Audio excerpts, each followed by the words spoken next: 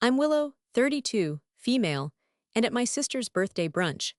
I just told her she has 30 days to vacate the condo I own because I sold it right from under her.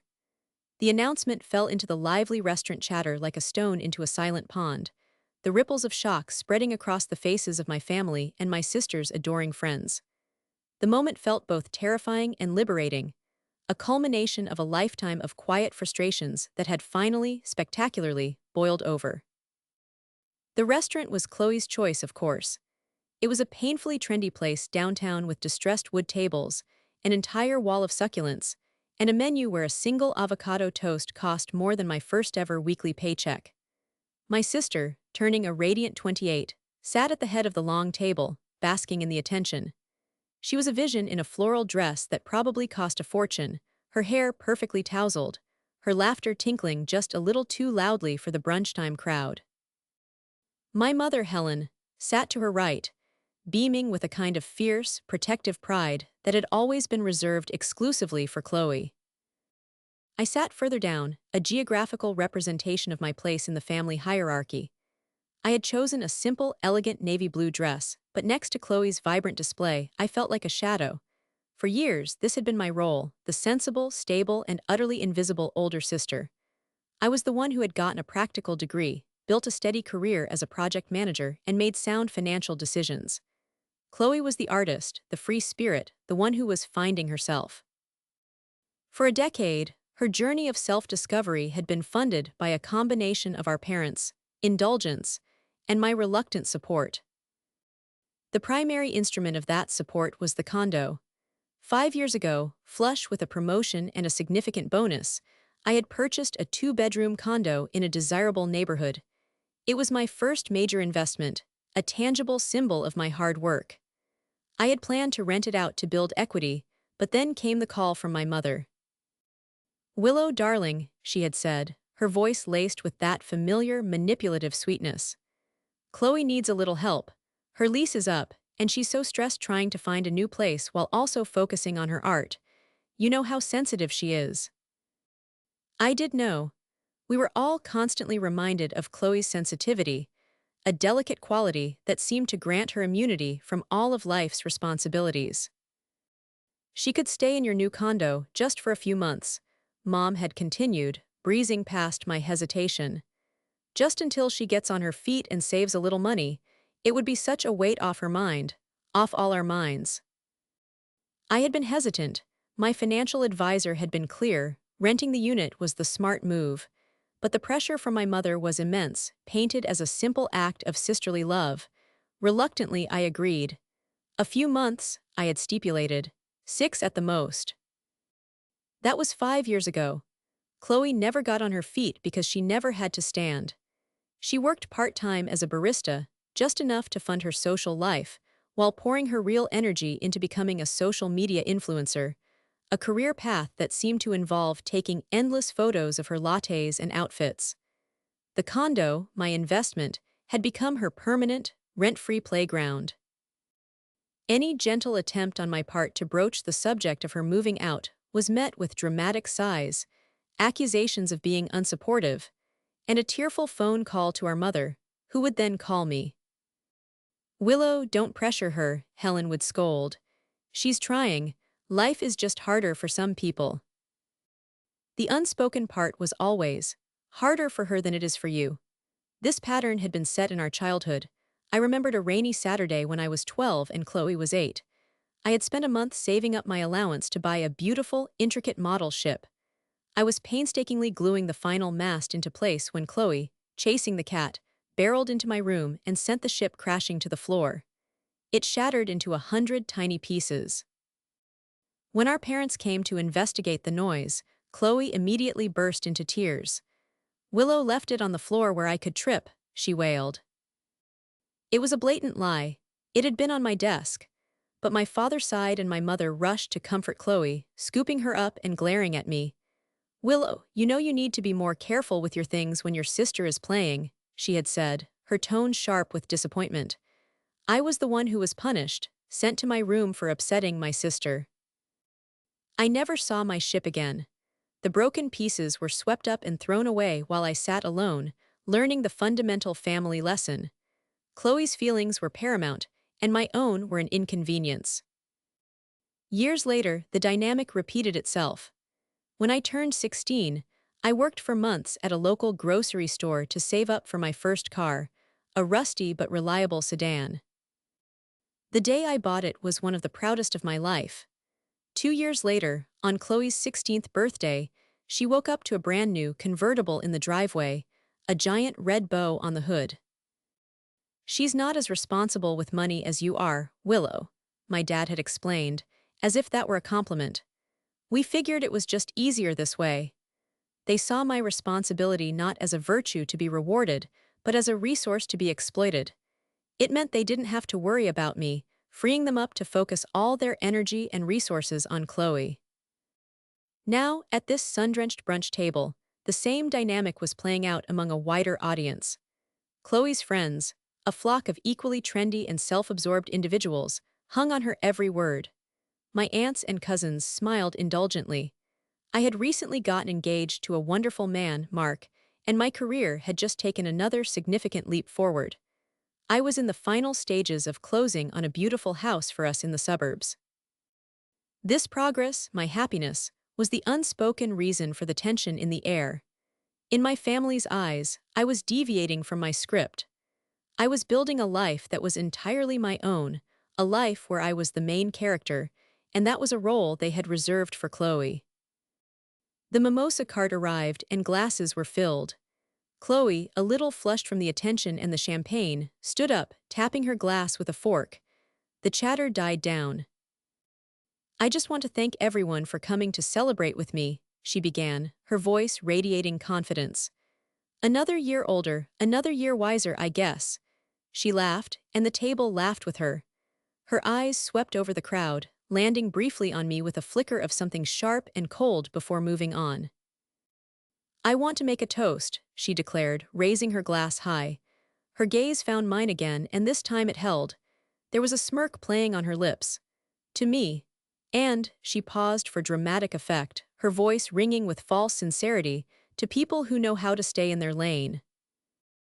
A few of Chloe's friends tittered knowingly. The rest of the table fell into an awkward silence. Every single pair of eyes, my mother's, my aunt's, my cousins, swiveled to look directly at me. In that moment, I was no longer an invisible shadow. I was a target, illuminated by the spotlight of my sister's cruelty. They all knew exactly who she was talking about. My recent engagement, my promotion, my new house.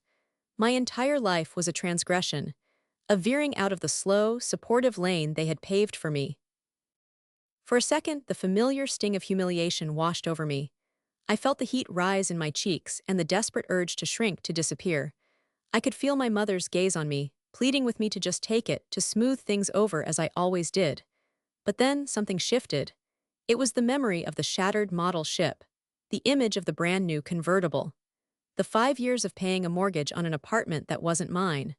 All of it coalesced into a single, hard point of clarity. I was done. With a calmness that surprised even me, I picked up my own mimosa. I met my sister's challenging stare. The murmurings at the table ceased, replaced by a tense, expectant hush. I lifted my glass. My voice was steady, clear, and loud enough for everyone to hear. "I'll drink to that," I said, my tone even. "And I'll offer another toast, to people who now have 30 days to find a new apartment." I paused, letting the words hang in the air. Chloe's smug smile faltered, replaced by a look of utter confusion. I delivered the final, devastating blow. "Since I just sold the condo you live in." Silence, absolute profound silence. You could have heard a succulent drop. The only sound was the distant clatter of dishes from the kitchen. Chloe's face went from confused to bone-white in a heartbeat. Her perfectly painted mouth fell open. The champagne flute slipped from her fingers, not shattering but landing with a dull thud on the tablecloth. Then her fork, which she had been holding in her other hand, clattered loudly against her plate, the sound echoing in the stillness. Every eye was now on me, but their expressions had changed from pitying expectation to pure, unadulterated shock. My aunt's jaw was slack. Chloe's friends looked horrified. And my mother, Helen, leaned across the table, her face a mask of disbelief and horror. She whispered, her voice trembling with rage, "What did you do?" I didn't look at her. I kept my eyes locked on my sister S. I took a slow, deliberate sip of my mimosa, the bubbles fizzing on my tongue. The taste was exquisite. It was the taste of freedom. "I did what any sensible property owner would do, Mom," I replied, my voice still unnervingly calm. I placed my glass back on the table with a soft click.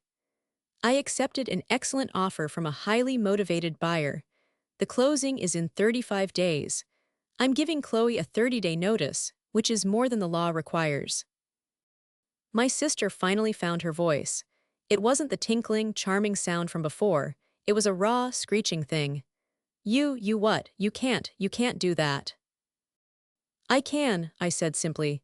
"And I have, the paperwork is signed." The dam of Chloe's composure burst. Her face crumpled, and she launched into a performance worthy of an Oscar. Huge, theatrical tears streamed down her cheeks, smearing her expensive mascara. "You're doing this to ruin my birthday," she wailed, her voice rising to a pitch that made heads turn at nearby tables. "This is the cruelest thing anyone has ever done. You're jealous. You've always been jealous of me."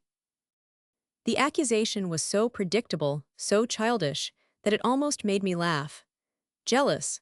I had spent my entire adult life building a foundation of stability she had actively refused to pursue. What was there to be jealous of? Her dependency, her inability to function without a safety net that I had provided. My mother immediately went into action, but not to diffuse the situation. She went to coddle her crying daughter. She wrapped her arms around Chloe's shoulders, stroking her hair and glaring at me over Chloe's head.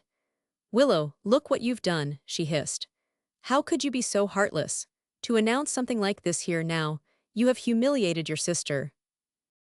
"She humiliated me first, Mom," I stated, my patience beginning to fray at the edges. "Or did you miss that part, the toast about staying in my lane?" "Oh, that was just a silly joke," Helen dismissed, waving her hand as if shooing away a fly. "You're being far too sensitive. Chloe didn't mean anything by it." Everyone at this table knew exactly what she meant, I shot back, my voice gaining an edge. "And if it was just a joke, then she can take this as one too." Chloe's friends were now buzzing with indignation, muttering things like monster and awful. One of them, a girl with bright pink hair, leaned forward and sneered, "Some sister you are, kicking her out onto the street." I turned my gaze to her. She's not being kicked out onto the street. She's a 28-year-old woman who is being given a month's notice to find her own accommodation, something most adults have to do all the time. The fact that you see that as a catastrophe says more about her than it does about me. The chaos escalated. Chloe was now sobbing uncontrollably into our mother's shoulder. My aunt was trying to reason with me in a hushed, scandalized tone. "Willow, think about what you're doing to this family." "What am I doing?" I asked, my voice rising slightly despite my best efforts. "I am finally putting a stop to a situation that should have ended years ago. I am taking back my property, my investment, and my life." I knew there was no winning this battle. In their eyes, I was the villain. I was the cold, calculating sister who had attacked the vulnerable, innocent one. They couldn't see the years of quiet sacrifice, the swallowed frustrations, the constant emotional and financial toll it had taken on me. They only saw the status quo being disrupted, and I was the one disrupting it. I looked at the wreckage of the birthday brunch, the half-eaten plates, the shocked faces, my weeping sister, and I felt a profound sense of detachment. This wasn't my family celebration. This was a tribunal where I had been judged and found wanting for the crime of having my own life. I couldn't stay another second. I opened my purse, pulled out several large bills, and placed them on the table. "This should cover my meal and a bit of Chloe's," I said to no one in particular. I stood up, my chair scraping against the floor. Every eye was on me. "Willow, don't you dare walk away," my mother commanded, her voice dangerously low. "I'm already gone, Mom," I said softly. I looked at Chloe one last time. Her tear-streaked face was ugly with rage and self-pity. There was no glimmer of remorse, no understanding of how her words had landed. There was only indignation that her perfect day had been spoiled. I turned and walked away. I didn't run. I walked with a steady, measured pace through the restaurant, past the curious stares of other patrons. With every step, I felt a layer of weight shedding from my shoulders. The heavy cloak of familial obligation, the suffocating blanket of their expectations, it was all beginning to lift. When I pushed open the heavy glass door and stepped out into the bright afternoon sun, I took a deep breath. The air felt cleaner, fresher. The city noise seemed like a symphony of freedom. I had detonated a bomb in the middle of my family, and the fallout was sure to be immense. But as I walked toward the parking garage, leaving the chaos behind me, I couldn't suppress the small smile that touched my lips. I had finally, after all these years, stayed in my lane. My own. The peace lasted for approximately 12 minutes, the exact amount of time it took me to get to my car and drive out of the city center. Then, my phone buzzed. It was my mother. I ignored it. It buzzed again, and again. I silenced the ringer, but the screen kept lighting up, a frantic beacon of her fury. When the calls finally stopped, the text messages began. "You have to call me right now. Chloe is hysterical. I hope you're happy. Your father and I are deeply disappointed, Willow. This is not how we raised you.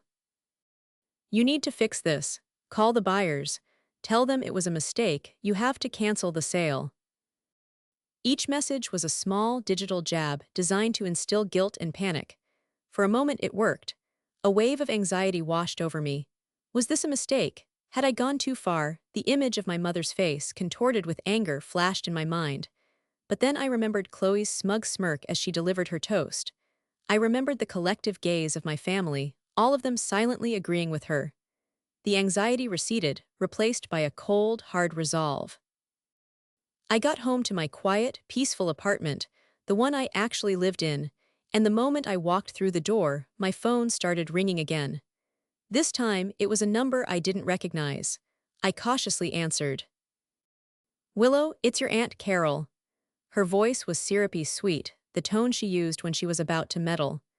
"Honey, your mother just called me. She is beside herself. I know you and Chloe have your little spats, but this is just too much. You need to be the bigger person here." "The bigger person?" I asked, my voice tight. "Aunt Carol, for 32 years I have been the bigger person. The bigger person gets tired. The bigger person wants to have her own life. But to sell her home." "It's not her home," I snapped, losing my composure for the first time. "It's my condo, mine. I have paid the mortgage, the property taxes, and the HOA fees on it for 5 straight years while she has lived there for free." There was a stunned silence on the other end. "Well," she finally stammered, "I didn't know all that. Helen just said." "I know what Helen said," I cut her off. "But there's more to the story, and with all due respect, it's between me, my sister, and my mother." I ended the call before she could reply, my hand trembling slightly. They were deploying the flying monkeys. Next came the texts from Chloe. They were a masterclass in emotional whiplash, swinging wildly from vitriol to victimhood. "I hate you. You are the most selfish person I have ever known. You've ruined my life. Where am I supposed to go? Do you even care? All my friends are disgusted with you. They can't believe you would do this. I'll be homeless because of you. I hope you can sleep at night." I read the messages, and instead of feeling guilty, I just felt tired. It was the same script she'd used my whole life. Anytime she faced a consequence, she transformed into the world's greatest victim, and I was cast as the villain. I sank onto my sofa, the silence of my apartment a stark contrast to the storm raging on my phone. Why now? Why had I finally snapped today? The "stay in your lane" comment was the spark, but the kindling had been drying for months. It was Mark. My engagement to him was the real catalyst. Mark was everything my family wasn't: supportive, reasonable, and completely unimpressed by Chloe's theatrics. The first time he'd met them, he'd watched the dynamic play out with a kind of gentle bewilderment. He saw how I shrank and how Chloe expanded, how my mother catered to her youngest daughter's every whim. Later that night, he had taken my hand and said, "You know you don't have to be their shock absorber, right? Your needs matter just as much as hers." His words had been a revelation. No one had ever said that to me before.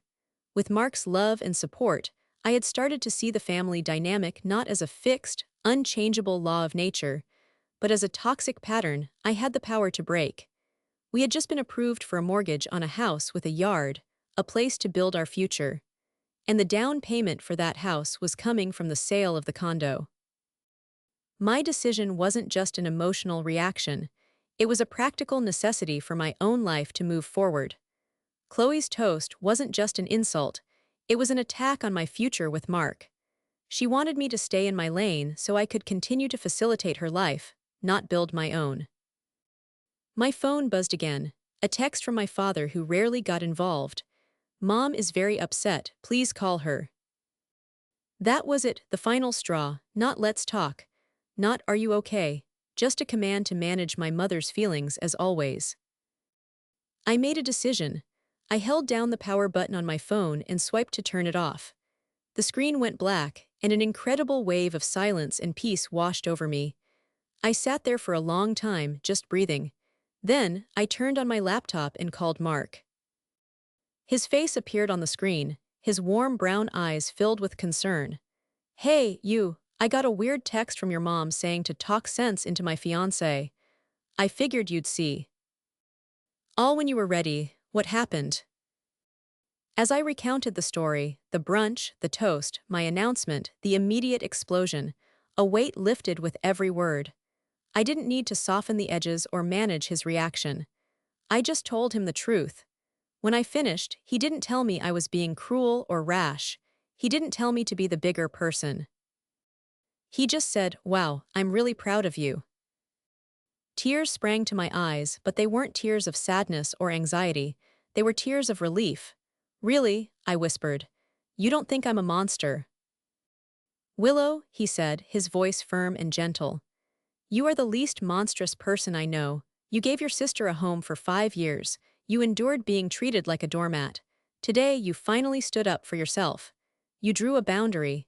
It was loud and public, sure, but they gave you no other option. What you did wasn't monstrous. It was necessary." His validation was like a balm on a wound I hadn't realized was so deep. He was right. It was necessary. The barrage of calls and texts wasn't about concern for Chloe's well-being.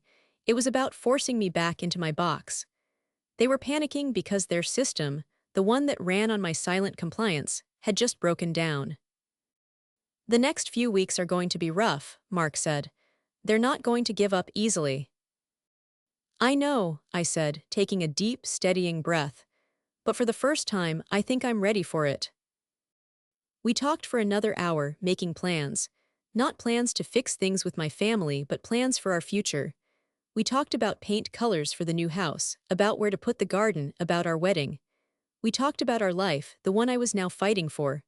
When we hung up, I felt a strength I hadn't known I possessed. I had turned off my phone, but I had turned on the rest of my life. I managed 2 full days of blessed silence. I kept my phone off, communicating with Mark and my work through my laptop. The quiet was restorative, allowing the high-pitched frequency of my family's panic to fade into the background. I knew it was a temporary reprieve. They wouldn't be content with digital warfare. A ground assault was inevitable. It came on a Tuesday evening. I was working from home, finishing up a report at my dining table when the buzzer for my building rang. I wasn't expecting anyone. Mark was out of town for a work conference. I pressed the intercom button. "Hello." "Willow, it's us, let us in." It was my mother's voice, tight and commanding us, my stomach clenched. I had a choice. I could pretend I wasn't home, or I could face them. The old Willow would have hidden. The new Willow, the one who had toasted to her own freedom over mimosas, buzzed them in. I had to face this head-on. If I was going to draw a boundary, I had to be willing to defend it. I opened my apartment door and stood there, blocking the entrance, as they came down the hallway. My mother, Helen, led the charge, her face a thunderous mask. Chloe trailed behind her, her eyes red-rimmed and sullen. She had dressed for the role of a tragic victim in ripped jeans and an oversized, dreary-looking sweater.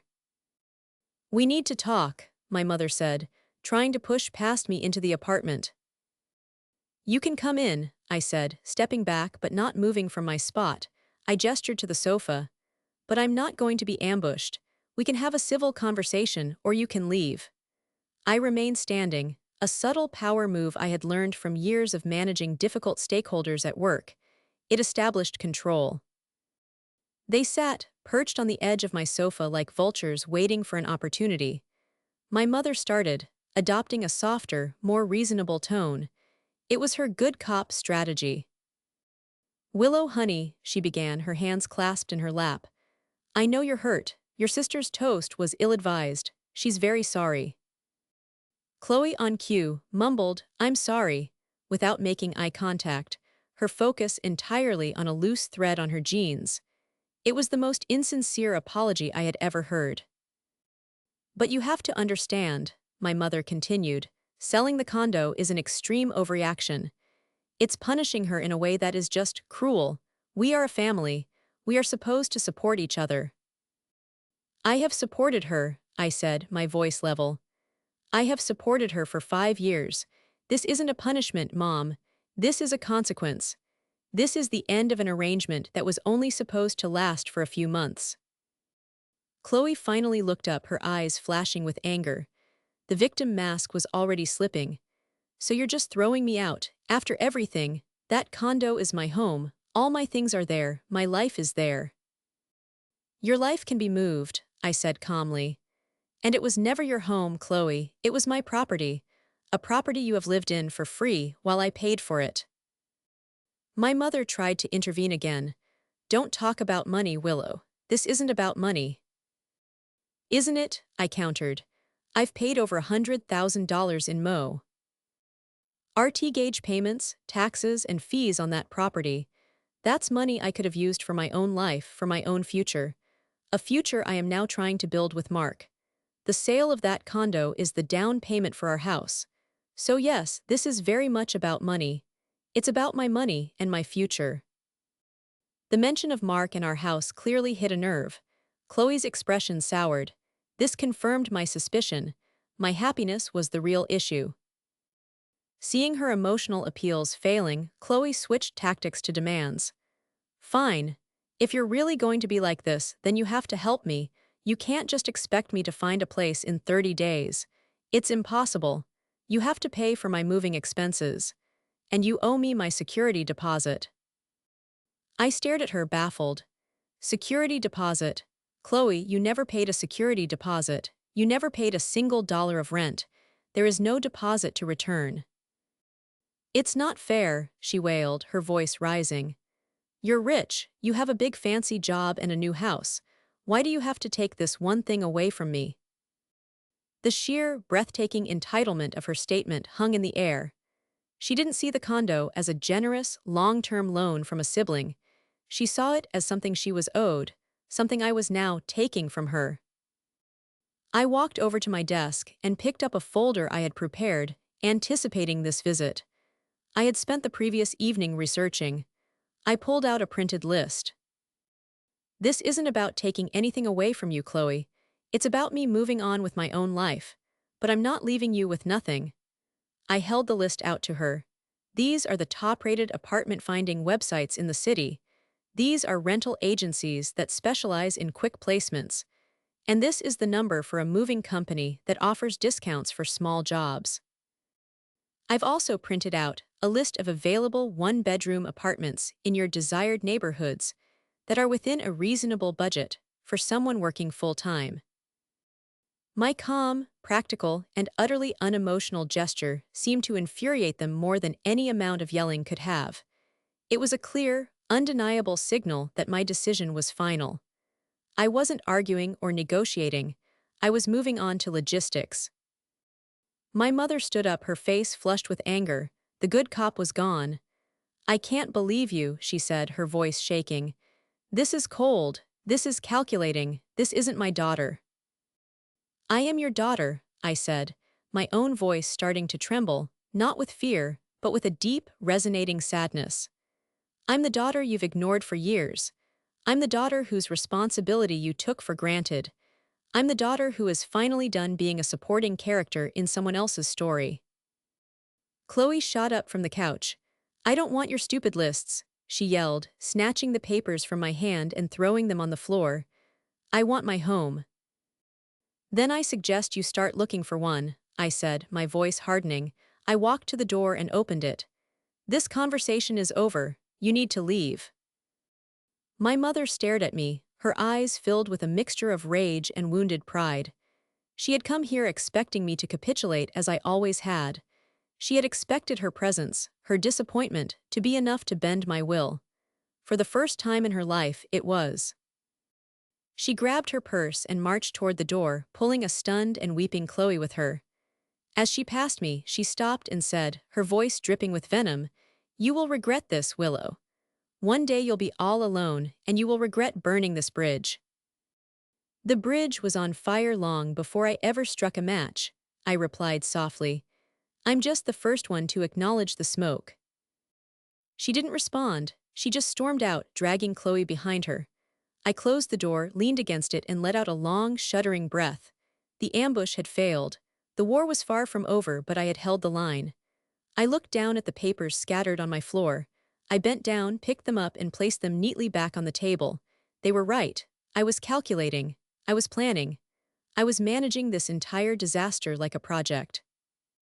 And it was a project I was determined to see through to completion. The next phase of the project was the final walkthrough.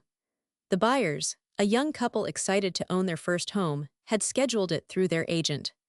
Legally, I had every right to enter the property with 24-hour notice, but as a courtesy, and to avoid further drama, I sent Chloe a formal email 2 weeks in advance, detailing the date and a 2-hour window for the walkthrough. Her reply was a single, petulant line, "Do whatever you want. It's not like you care about me." I decided to take that as confirmation. When the day arrived, I met the buyer's agent, a cheerful woman named Susan, outside the condo building. I felt a knot of anxiety in my stomach. I hadn't set foot in the condo for over a year. I had trusted Chloe to take care of it, a trust that felt profoundly naive. The buyers are so excited, Susan said as we rode the elevator up. They absolutely love the layout and the light. I'm glad it's going to a good home, I said, my words feeling more hopeful than certain. I unlocked the door and pushed it open, stepping inside ahead of Susan. The first thing that hit me was the smell. It was a stale, cloying mix of old takeout food and scented candles that weren't quite masking something unpleasant. The second thing was the sheer, overwhelming clutter. Clothes were draped over every available surface. Dirty dishes were piled high in the sink, overflowing onto the counter. A tower of empty pizza boxes leaned precariously in a corner of the living room. It was far beyond typical untidiness. It was a state of active neglect. "Oh," was all Susan said, her cheerful demeanor dimming slightly. "Looks like the tenant is still in the process of moving." I forced a tight smile. Yes, it seems so. As we moved through the apartment, my initial embarrassment morphed into a slow-burning anger. There were dark, unidentifiable stains on the light beige carpet in the living room. The walls, which had been a pristine white when I handed over the keys, were covered in scuffs, smudges, and dozens of nail holes from haphazardly hung pictures. In the bathroom, the shower curtain was mildewed, and a chunk of plaster had been knocked out of the wall next to the sink.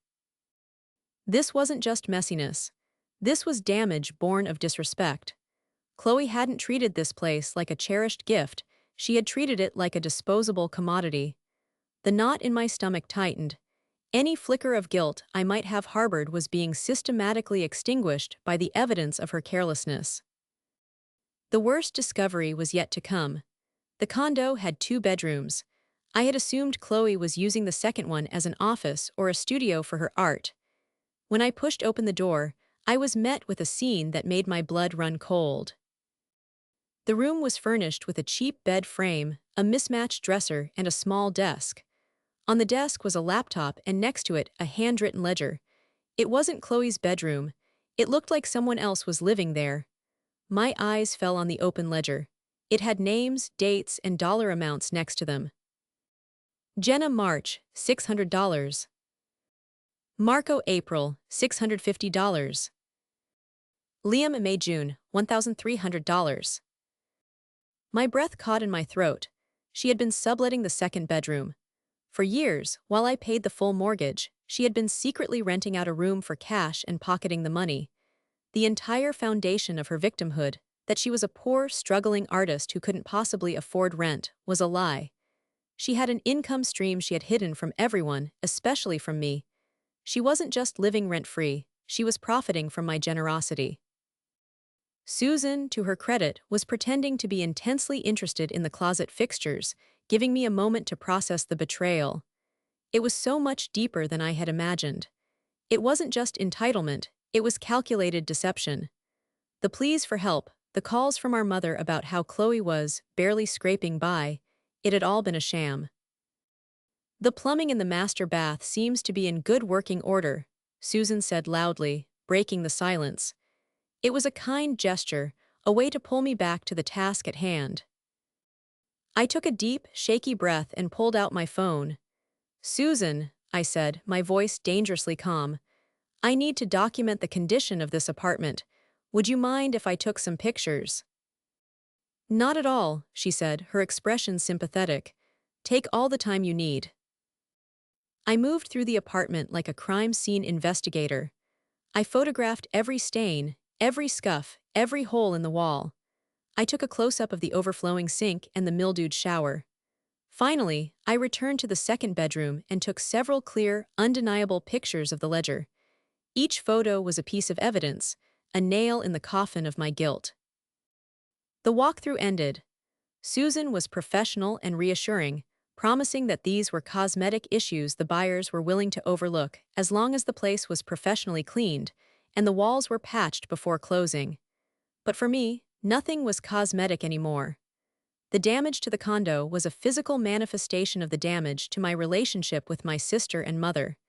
It was ugly, it was deep, and it was going to be expensive to fix. As I locked the door behind me, the condo felt different. It was no longer a symbol of my success or a source of familial strife. It was just a property, an asset I had thankfully managed to liquidate. The ledger, the stains, the lies, they had given me an unexpected gift.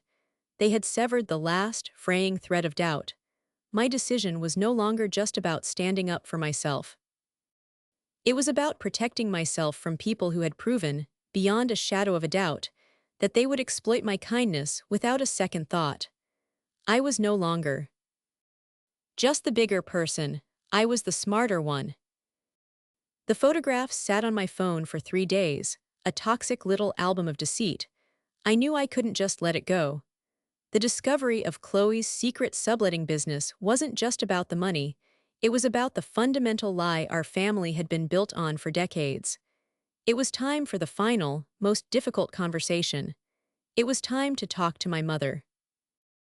I didn't call her. I knew it would devolve into a shouting match where she would talk over me. Instead, I sent her a text message, my first communication since the brunch. I need to speak with you. Just you. I will be at the Daily Grind coffee shop on Elm Street tomorrow at 10 a.m. I hope you will meet me. It was an invitation, but it was also a summons. I was dictating the time and the neutral territory. The ball was in her court. To my surprise, she replied within minutes. Fine. The next morning, I arrived early and chose a small table in a quiet corner. I ordered a black coffee and waited, my heart thumping a steady, nervous rhythm against my ribs. I had rehearsed this conversation in my head 100 times, trying to find the right words to convey decades of hurt without dissolving into tears or anger. She arrived exactly at 10, looking tired and drawn. The righteous fury she'd worn at my apartment had been replaced by a weary defensiveness. She sat down without a word, placing her purse on the empty chair between us like a shield. Thank you for coming, I began, my voice steadier than I felt. What is it, Willow? She asked, her tone flat. Did you change your mind? Are you going to fix this? No, I said gently. the sale is final, but this isn't about the condo anymore. This is about why it came to this. I paused, collecting my thoughts. Mom, I need to understand something. Why have you always protected her? Why was my responsibility always taken for granted while her irresponsibility was always excused? She bristled. That's not true. We love you both equally. Do you? I challenged, pulling out my phone. Because love doesn't feel like this. I slid the phone across the table, the screen opened to the first picture, the disgusting, overflowing sink. I swiped to the next, the stained carpet, then the hole in the wall. With each swipe, her expression tightened. Finally, I landed on the last, most damning photo, the close-up of Chloe's rental ledger. Chloe told you she was struggling, that she was barely scraping by, I said softly. You told me that. You used it to pressure me into letting her stay. But for at least the last year, she has been collecting over $600 a month in cash by illegally subletting my second bedroom. She wasn't struggling, Mom. She was lying. And you were her biggest enabler. My mother stared at the photo of the ledger, her face pale. She was silent for a long time. I could see a war of emotions in her eyes, shock, denial, and a flicker of something that looked like shame. I didn't know, she whispered, her voice barely audible. I know you didn't, I said. Because you never asked the hard questions, you never held her accountable. It was always easier to just blame me, to tell me to be the bigger person. I leaned forward, my voice dropping. Do you remember when I was 12 and she broke my model ship? You punished me for upsetting her. Do you remember when I worked all summer to buy a car, and you bought her a brand new one 2 years later because she was responsible like me? Every time the lesson was the same. My hard work just meant I could take care of myself, so you didn't have to. It freed you up to pour everything you had into her. Tears were welling in her eyes now, but I couldn't stop. I had to say it all. I was never just your daughter, Mom. I was a utility. I was the family's built-in safety net. And when I finally started building a life of my own, with Mark, a life that didn't revolve around fixing Chloe's problems, she felt threatened. Her toast wasn't a joke. It was a warning.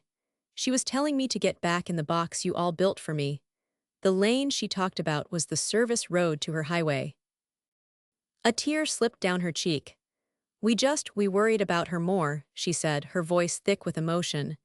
She's not as strong as you, Willow. She never has been. You were always so capable, so independent.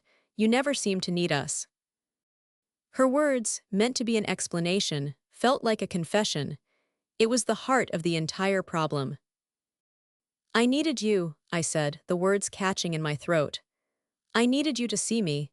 I needed you to be proud of me, not just because I was self-sufficient, but because I was your daughter. I needed you to protect me sometimes, too, but you didn't. You protected her from the world, and you expected me to protect her from herself. And I can't do it anymore. I slid my phone back across the table and stood up. I was crying now, silent tears tracking down my face, but I fell. Strangely calm, I had laid the truth bare.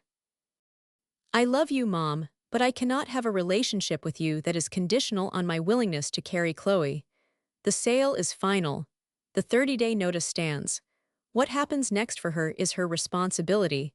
And what happens with our relationship, that's up to you. But it can't be the way it was.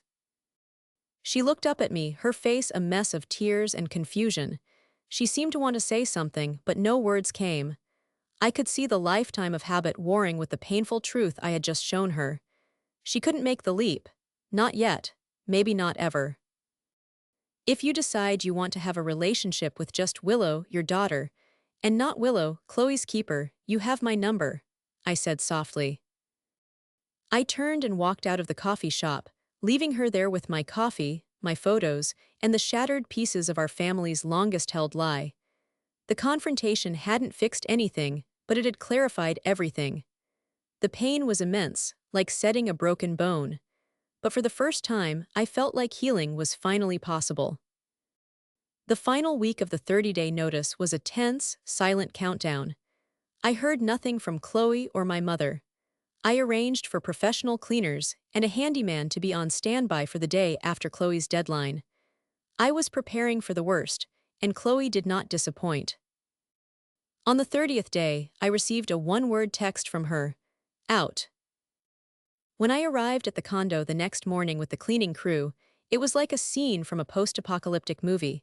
She had taken her furniture, but she had left everything else. Trash bags, filled to bursting, were piled in the living room. Rotten food had been left in the refrigerator.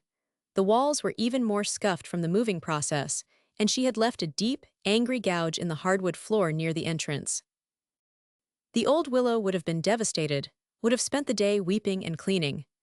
The new Willow simply took more pictures, documented everything, and directed the cleaners and the handyman. The cost of the repairs and deep cleaning easily exceeded any theoretical security deposit. It was one final, vindictive act, but it felt pathetic rather than powerful. It was the flailing of someone who had lost all control. The sale of the condo closed a week later without a hitch. The moment the money landed in my bank account, I felt a lightness I hadn't experienced in years. It wasn't just a financial transaction, it was an exorcism. I immediately transferred the down payment for the house Mark and I were buying.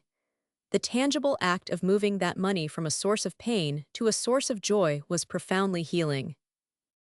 Life began to move forward with a speed and clarity that was exhilarating. 3 months later, Mark and I moved into our new home. It had a small garden in the back, a big, sunny kitchen, and more than enough room for our future. We spent our weekends painting walls, assembling furniture, and planning our wedding.